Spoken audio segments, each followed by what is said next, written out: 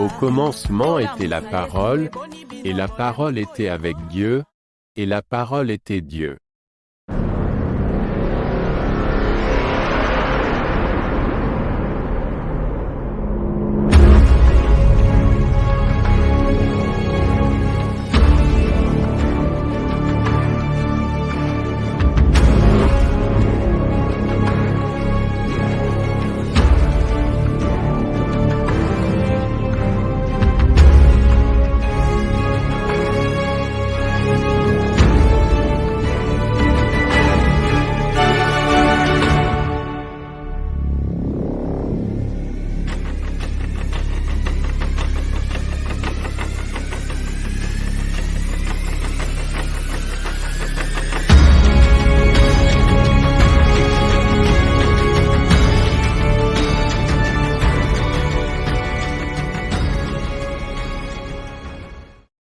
Cela importe d'autant plus que vous savez en quel temps nous sommes, c'est l'heure de vous réveiller enfin du sommeil, car maintenant le salut est plus près de nous que lorsque nous avons cru. Vous connaîtrez la vérité. La vérité vous affranchira.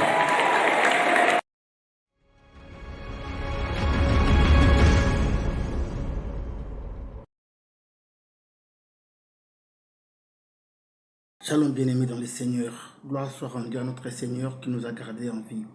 Je viens vite pour vous annoncer la 5e raison pour laquelle vous devez quitter la boutique spirituelle. Vous vous êtes rendu compte qu'à ma dernière livraison, lorsque je parlais des 5 raisons pour lesquelles il faut quitter la boutique spirituelle, nous étions interrompus à la 4e raison à cause d'une panne technique. Aujourd'hui, avant d'entamer notre nouveau sujet, je vous invite à lire ce qui suit. 1 Samuel, chapitre 18, verset 6. Lorsqu'ils étaient revenus de la guerre, après que David eut tué le Philistin, les femmes étaient sorties de toutes les villes d'Israël à la rencontre du roi Saül, en chantant, en dansant et en poussant des cris de joie au son de tambourins et de cymbales. Cévennes. Elles chantaient en chœur alterné, tout en dansant. Saül a vaincu ses milliers, et David ses dizaines de milliers. 8. Saül le prit très mal, et se mit dans une grande colère.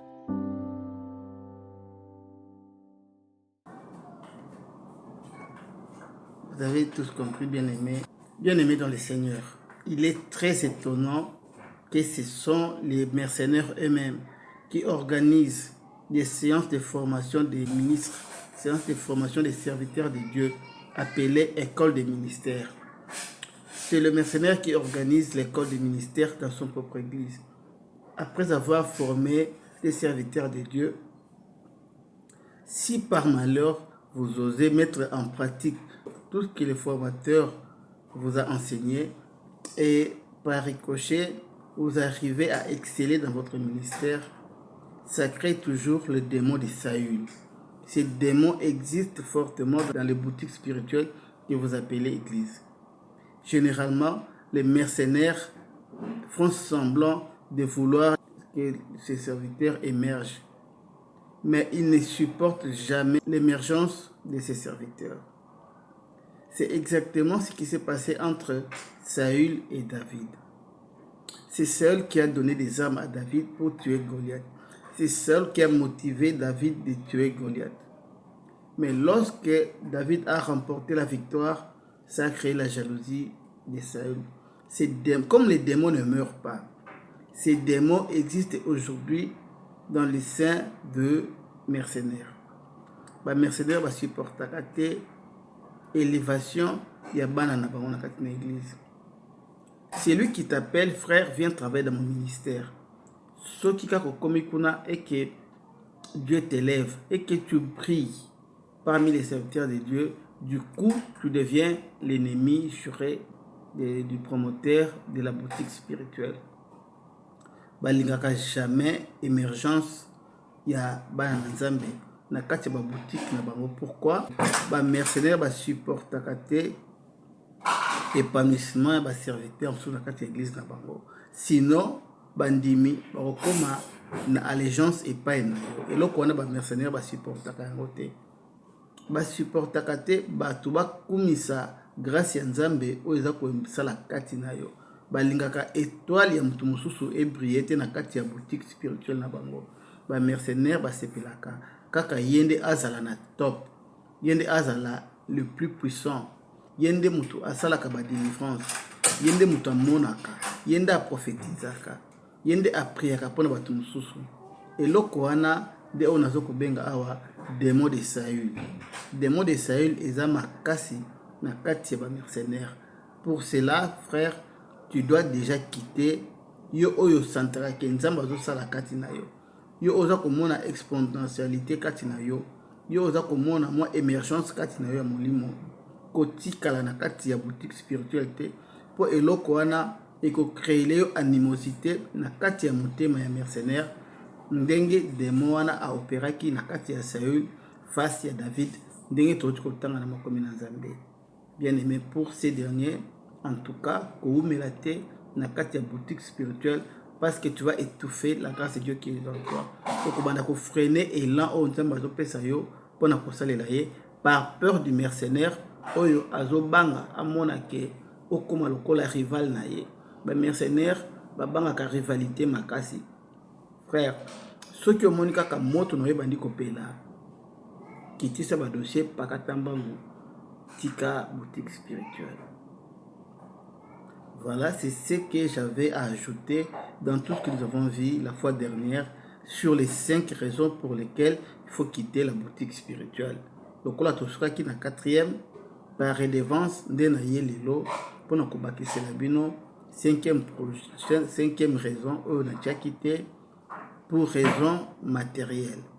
Matériel et tout ça qui biso la fois dernière. Tokataki émission na 4e na 4 raisons. Voilà ce qui était la 5e raison pour laquelle tu dois quitter la boutique spirituelle. Nous entamons aujourd'hui notre sujet du jour après ces spots.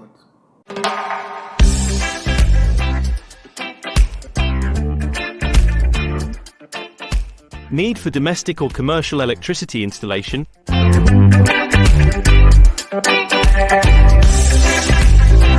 Lighting decoration in your kitchens and around swimming pools? Air conditioning, as well as plumbing in your buildings? Beyond simple troubleshooting, UPD Electrical and Maintenance brings you the solution in the fight against global warming through renewable energy with state-of-the-art solar equipment.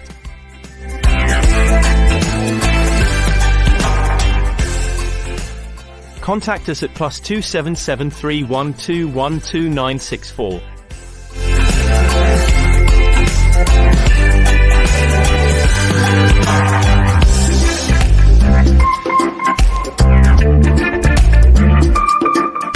UPD Electrical and Maintenance.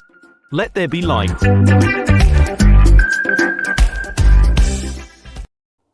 Chers frères et sœurs dans le Seigneur, toi entamé le dernier virage et à sujet d'abisso sur comment quitter les boutiques spirituelles.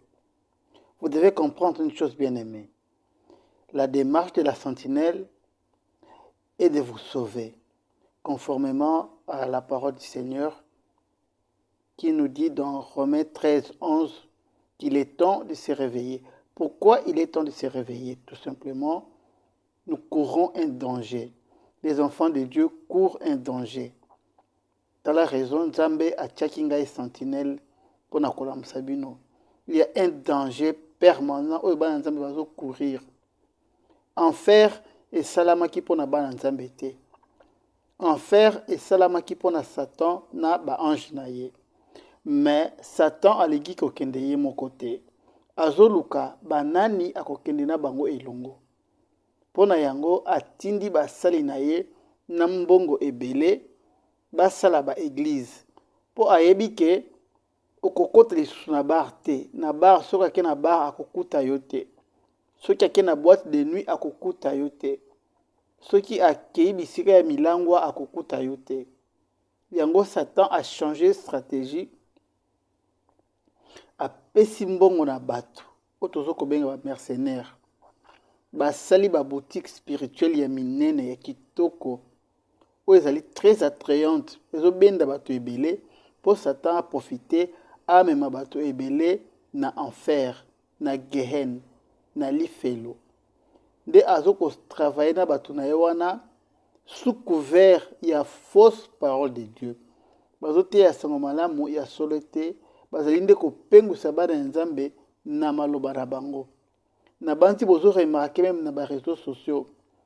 Tango ba mercenaires bazoleka, ils parlent de moins en moins de la parole de Dieu, ils parlent plutôt de leurs pensées, de leur raisonnement.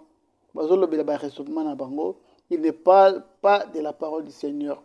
Bateya kalisusu évangile te o ezali sango malamu ya bokonzi na likolo. Bato wana bazwa mosala ya kolobelaka ba raisonnement na bango. Objectif ya ba raisonnement na bango ezali nde ya komema bino na kati ya misala na bango ya mabe. Bazobungisa de bino nzela ya bokonzi na Nzambe. Raison pour laquelle bayebi évangile bien, mais balingi côté évangile te. Bazali ebele na ba réseaux sociaux bobunaka bango ata na ba église na bango. Bamipesi mingi na côté ya mokili. Évangile ezali sango malamu ya bokonzi na likolo, tandis que ba mercenaires bateyaka nde mokili oyo, bateyaka nde bokonzi ya se. Bakangami mingi na makambo tali mabala, bakangami mingi na makambo tali ba voyage, bakangami mingi na makambo etali kozala na mbongo ebele, bakangami mingi na makambo etali ba destiné. Tango bazolo ba destiné, bango bazomona kaka mbongo, bazomona kaka succès ya mokili oyo. Yango okomona mingi balobelaka likambo etali domination. Lorsque la parole de Dieu parle de la domination dans Genèse, Nzambe ayebisaki moto a dominer likolo ya banyama, likolo ya bikelamu oyo akutaki na mokili. Mais intention ba mercenaire ezali koyebisa bino ete bo dominer baninga na bino bato. Nde ba leçon bazwaka na ba cours ya occultisme. Il faut oser la domination du kolo ya moninga na yo mutu. Quand les mercenaires parlent de la domination, faites attention. Ezali domination oyo ya Genèse te, ndenge Nzambe ayebisaki Adam na Ève ba dominer likolo ya bambisi, likolo ya banyama pe likolo ya bikelamu mosusu. Lorsque le mercenaire parle de la domination, il parle plutôt yo ndeko oza na domination likolo ya moninga na ndeko. Nde bango basalaka na ba boutique spirituelle na bango, bakoma ko dominer bino. Basengi bino bobengaka bango badadi, bobenga bango bapapa, po bazala na domination likolo na bino. Nde omonaka ke moto akoyokela tata na ye na ndako te, mwasi akoyokela mama na ye na ndako te, mwasi akoyokela mobali na ye na ndako te, mais azo préféré a respecter dadi. Basalaka domination na mpona komema bino na bowumbu. Danger sikoyo ezali nini? Danger ezali ke tango bazokotisa bino na mateya na bango wana, bobungisa mayele na oyo etali royaume des cieux.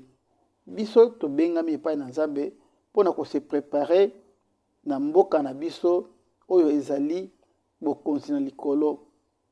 Na nsima ya vie oyo esengeli toyeba ete awa na mokili tozali kaka baleki nzela. Nous sommes passagers. Nous sommes des pèlerins sur la terre. Il y a notre vie, notre monde qui nous attend dans l'éternité. Nde mosala basali na Nzambe babengami ko préparer bana Nzambe pona vie éternelle. Mais tala ba mercenaire bateaka jamais la vie éternelle. Bokene nanu komeka ko revoir ba prédication ba mercenaire oyo bakambaka ba boutique spirituelle. Rare bokomona bazo parler sur vie éternelle. Ceux qui balingi balobela évangile bako survoler ka likolo kombo ya Yesu. Ici tout simplement le nom de Jésus pour bapesa une impression que bazo lobela évangile, mais en réalité bateka les sous évangile te. Souci na bango zali bateya bino ba stratégie ya mokili oyo. Boyeba ndenge nini kozwa mbongo na mokili oyo. Bomonaka ata ba exemple na bango. Balobelaka ba voyage na bango ya poto, balobelaka kaka ndenge nini ba mataka na avion toujours na première classe, balobaka kaka ndenge balalaka na ba hôtel ya minene. Rarement ba tindaka makanisi na bino ekende pona vie éternelle. bango baza limité kaka na vie ya mokili oyo, ndenge nini okozala kitoko, ndenge nini okozwa mbongo, ndenge nini okobala mwasi ya malamu, ndenge nini okobala mobali oyo aza na mbongo, ndenge nini okokende na mboka ya poto, nde makambo bango bazali koyebisa bino. Tina nango nde Nzambe atelemisi sentinelle pour vous aider à vous réveiller, bokota na kati ya distraction na te ya ba mercenaires oyo komema bino na kufa. Nous sommes là pour vous réveiller. Même pendant que nous sommes en train de dire quitter les boutiques spirituelles, c'est pour vous sauver, bien-aimés. Tozali na likambo moko te na basali na Nzambe toyini basali na Nzambe te. Ezali objectif na biso te ya ko critiquer basali na Nzambe. Objectif na biso ezali nde kolamusa yo ndeko na nga ozali kolandanga lelo. Nous n'avons rien à voir avec les serviteurs de Dieu. Ezala ya mabe, ezala ya malamu. Nous les aimons parce que maloba na Nzambe ebisi biso te totika ivre na ndunda ya malamu nyonso ekola na suka nde mukolo elanga ye moko nde akoya kopona kokabola kotumba oyo ezali ivre pe kobuka ndunda ya malamu. Biso toza na jugement moko te ya koyebisa mutu ke yo kokende lifelo to yo kokende lola. Tobengami mpona kokondane bato te. Mosala oyo tozali kosala n'a rien à voir avec la condamnation. Bino bandeko oyo ya ne juger point, boyo kana yebisa bino ete nous avons l'autorité oyo Nzambe apesi biso pona kokanga bato na minoko. Yango na bandaki koyebisa bino awa ete tokotikela bango tante si bokomona bakokima ba réseaux sociaux. Ils vont finir par abandonner les réseaux sociaux pour tozotia bango mal à l'aise. Et c'est là ndenge maloba ya Nzambe eyebisi biso na mukanda ya Tite. Thomas Polo akomelaki Tite ayebisi ye maloba oyo na tili bino bolanda yango. L'épître de Paul à Tite, au premier chapitre, versets 10 à 11. 10.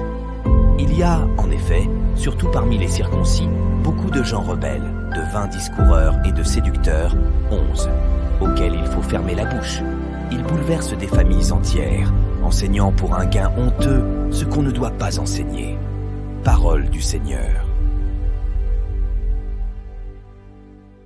Voilà, bien-aimés dans le Seigneur, il n'est pas ici question ya kosataki na basali na Nzambe, il n'est pas non plus question ya kofinga bato to ya koswana na bato te.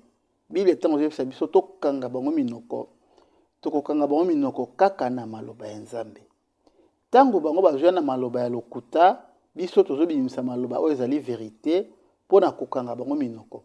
Nde mosala oyo Nzambe apesi sentinelle pona kolamusa bino bana na Nzambe. Bolamuka tango eza tellement mabe tokozokende na tango ya suka. Bilembo nyonso o Yesu alakaki na Matthieu 24 nyonso esi ekokisami. Nyonso esi bandi komonana. Mais une chose est vraie. Et loko ya suka o etikali ezali antichrist. Koloba antichrist aya, l'église sera déjà enlevée.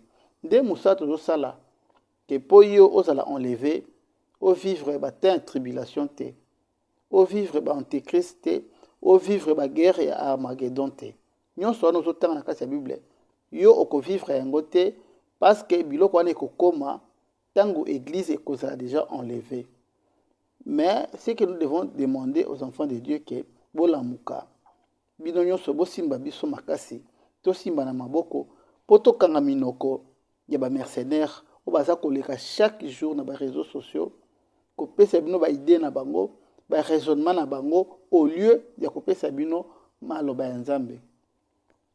Ils sont tellement nombreux ba o bazo sala makambo wana. Na lingina na lekisa na pesa bino illustration moko ya lolenge ya kokanga ba mercenaires monoko parce que bayaka na évangile te bayaka na maloba na bango na ba connaissance na bango na ba théorème na bango ba sala ba théorie na bango oyo bayebisaka bino ba mikomisa lokola ba coach otomonaka na ba réseaux sociaux au lieu ba mema évangile bango bazomemela bino ba théorie na bango na ba théorème na bango ba sala po bino bolanda bango botika kolanda liloba Nzambe bolanda ba soi-disant ba conseil na bango po bobima libanda ya bonzambe Comme ça, mokola suka bokende na bango na bisika oyo ebongisamaki mpo na diable. Parce que lifelo ebongisamaki mpo na yo te mutu. Nzambe abongisaki lifelo mpo na bana na ye te. Nzambe abongisaki lifelo mpo na diable na ba ange na ye. Mais na stratégie ya diable aye kokotela biso na ba église pour na pécher ba oyo bazali ba esprit faible. Maintenant, pour que vous ne soyez pas parmi les esprits faibles, la sentinelle s'élève pour vous réveiller, pour moli monabino et la mouka. Bo telema to barrer route na ba mercenaires oyo bazana ba mbongo ebele, ba seli ba boutique spirituelle à binene, ba embellir yango bien pour na ko attirer un plus grand nombre de gens comme mabango na Gehen na lifelo. Bolanda elema oyo bomona ndenge nini ndeko oyo akangaki mercenaire oyo monoko suivre. Vous allez voir à quel niveau l'église est allée bas. Le prédicateur qui prêche qui dit écoute, tu as grandi, tu es né à Lubumbashi, tu as grandi à Kamalondo, tu t'es marié à Kamalondo, tu as fait ton premier enfant à Kamalondo, tu as trouvé ton emploi à Kamalondo. Quand est-ce que tu iras aux États-Unis? Les États-Unis ont été faits pour qui?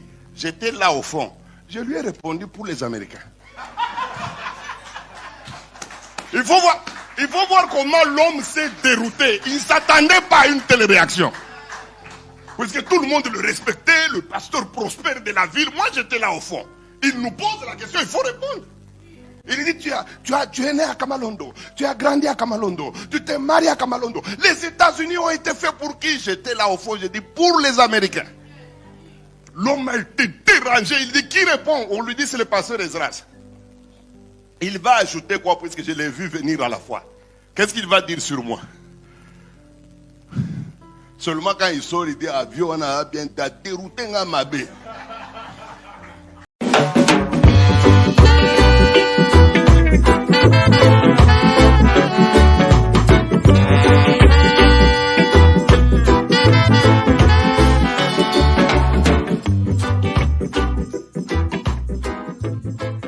God has already created you beautiful. All that remains is to highlight the best version of your figure. Salon Honey Beauty puts its expertise in this area at your disposal. Located in Johannesburg, on 192 Maya Street, in Germiston City, in the Rainbow Nation, Salon Honey Beauty offers you a beauty clinic that is cleaner than cleanliness.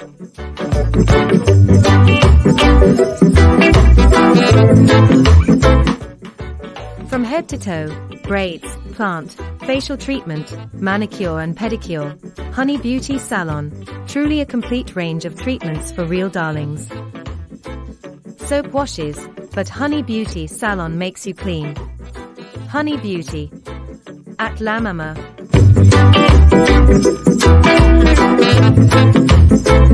Alléluia. Bien-aimé, botu kolanda wana ndenge na moi geste muke pasteur oyo akangisi mercenaire monoko oyo ayaki na ba blablabla na ye likambo ya ba voyage ba poto ba nini bakangisaki monoko pe akangamaki monoko ndele ko tolingi bokoma na niveau wana bokoma na niveau biso nyonso tokoma na niveau ya kokangisa ba mercenaire monoko avec la parole de Dieu ya koswana te ya kofinga na te ya koloba na mabete kasi kaka na parole ba mercenaire bakanga minoko na bango pe totikisa bango entreprise oyo bazwi ya komema bana nzambe na lifelo. Nous avons confiance à vous bien-aimés dans le Seigneur.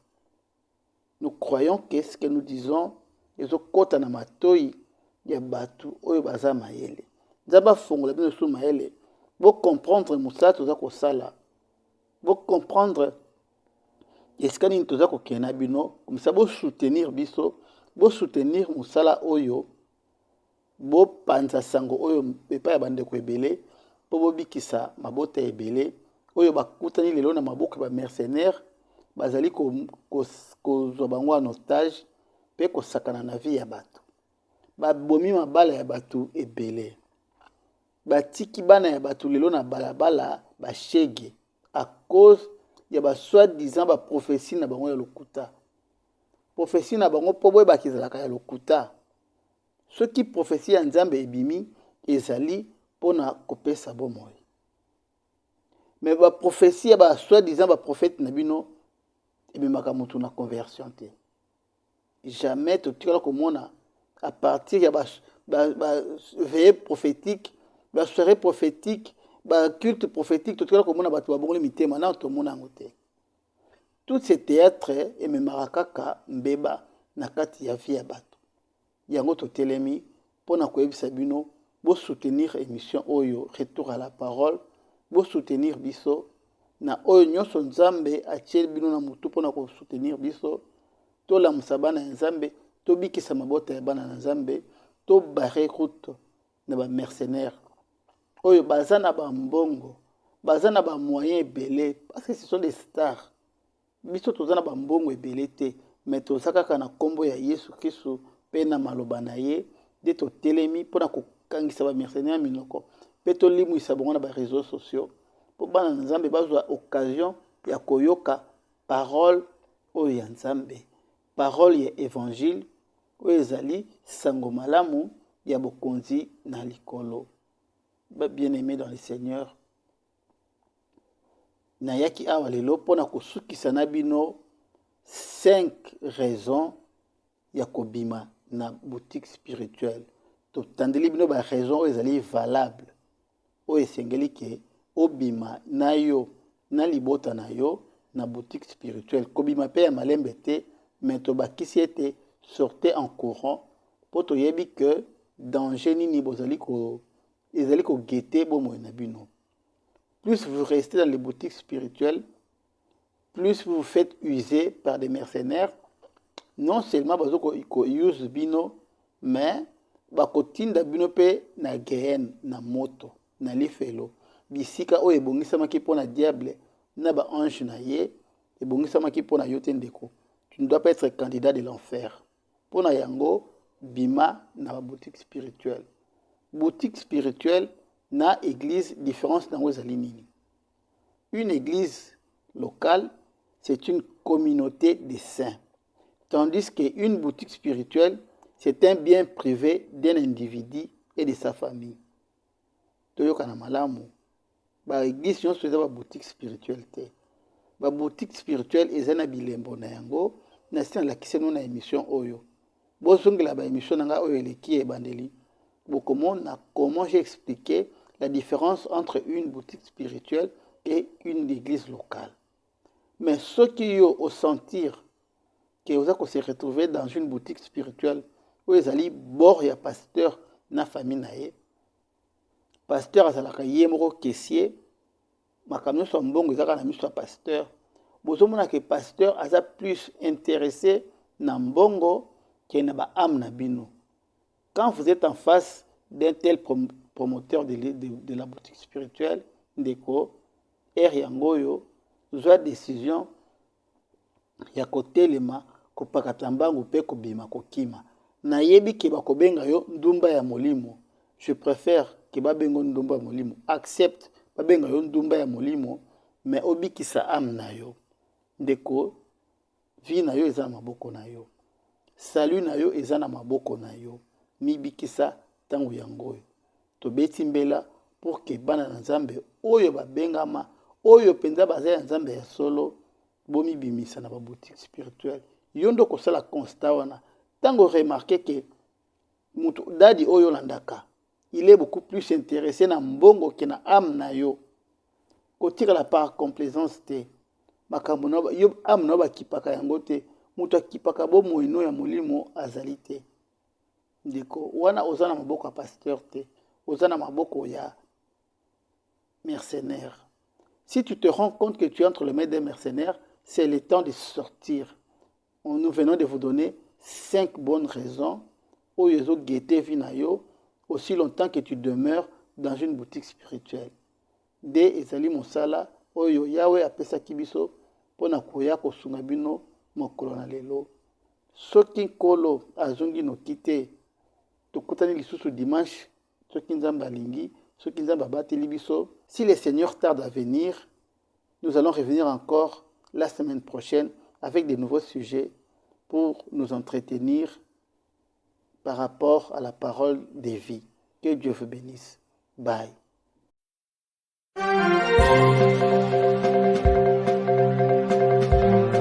Télé Sentinelle, la chaîne chrétienne sur YouTube qui vous ouvre les écluses de la parole de Dieu, avec la sentinelle Michael Mpoyi. C'est le temps de nous réveiller du sommeil spirituel.